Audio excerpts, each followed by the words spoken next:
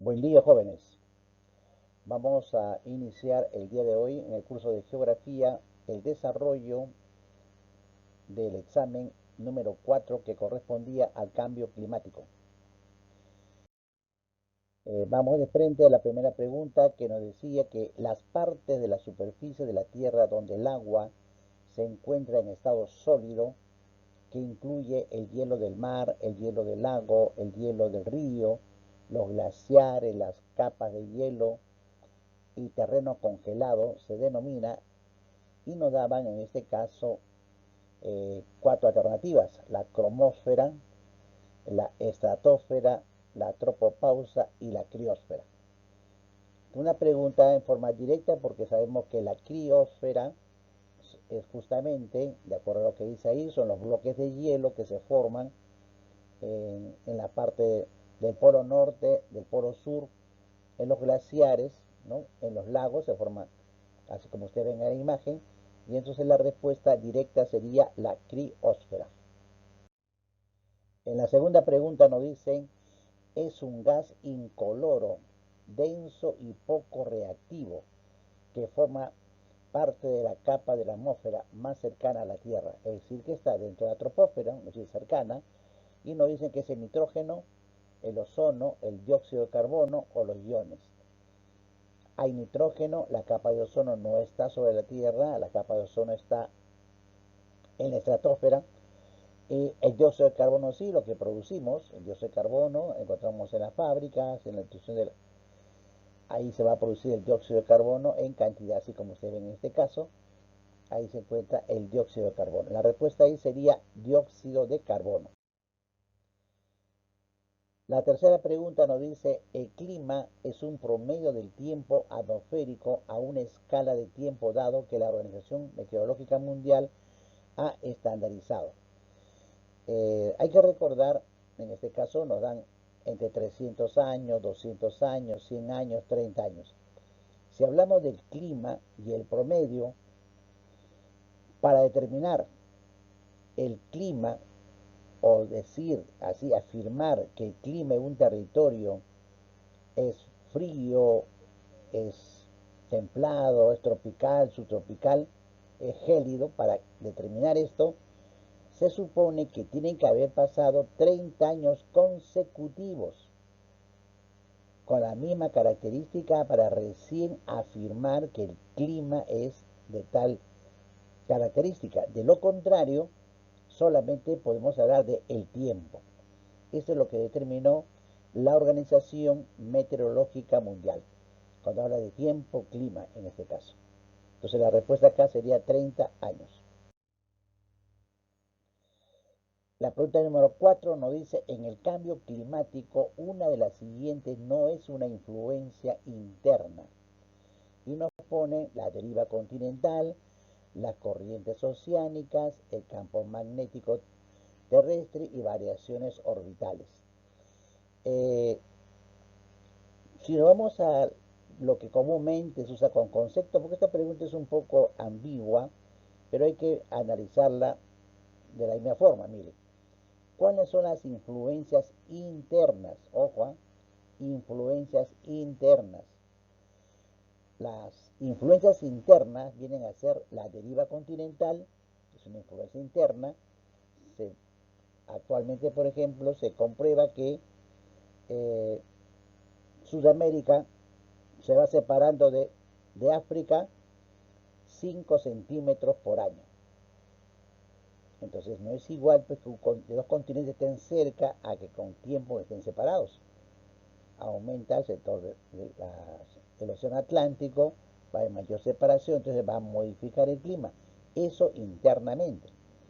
Ahora, entonces por la deriva continental, la composición atmosférica, claro, lo que compone tanto nitrógeno, oxígeno, la composición es la que va a alterar el cambio climático.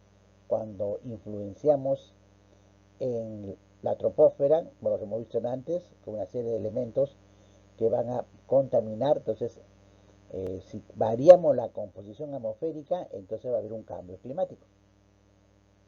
Las corrientes oceánicas, por ejemplo, el caso de Perú, es notorio en la parte de Tumbes, anualmente por los meses de diciembre, enero, el aumento de la corriente del Niño, es una corriente marina, una corriente oceánica, el aumento del caudal y la temperatura, la extensión que hace la corriente del Niño y se convierte a veces en fenómeno del Niño, va a alterar, va a influenciar pues en el cambio climático. En el caso de Perú le afecta la corriente del Niño, le afecta con lo que es inundaciones, lluvias en las costas que no son muy comunes.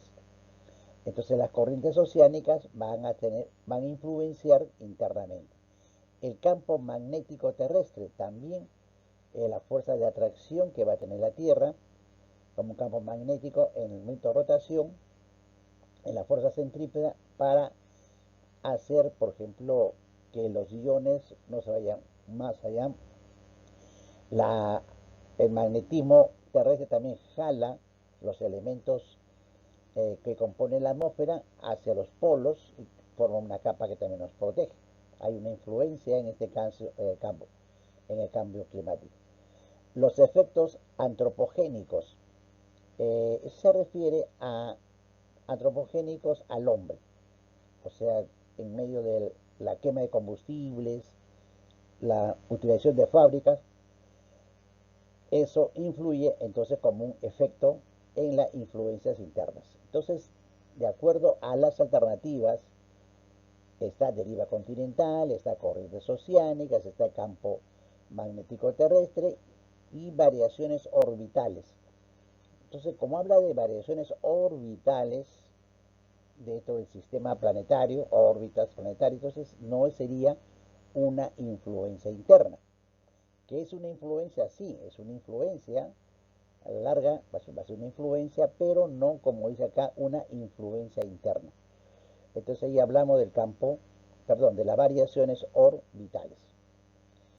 En la pregunta número 5 nos habla, teniendo en cuenta la emisión de gases de efecto invernadero, el sector de mayor porcentaje es, y nos ponen acá la quema de biomasas y uso de tierras, el transporte de gasolina, el tratamiento de desperdicios, la generación de electricidad.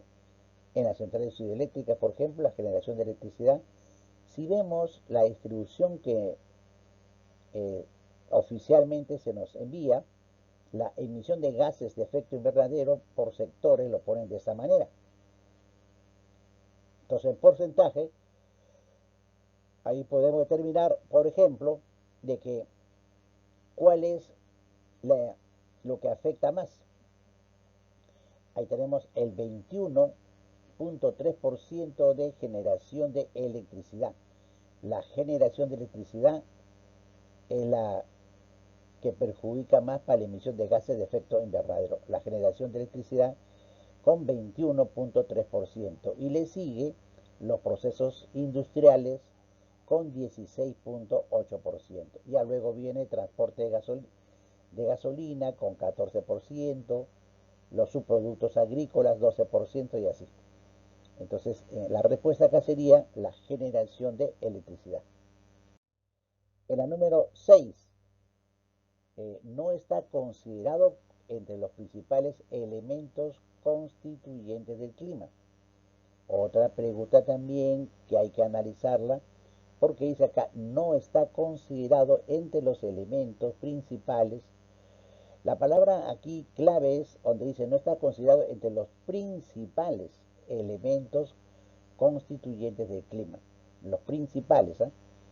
Entonces, como mente principal, sabemos nosotros, en primer lugar, cuáles son los elementos fundamentales, principales, la temperatura, eh, que constituye el clima, la presión atmosférica,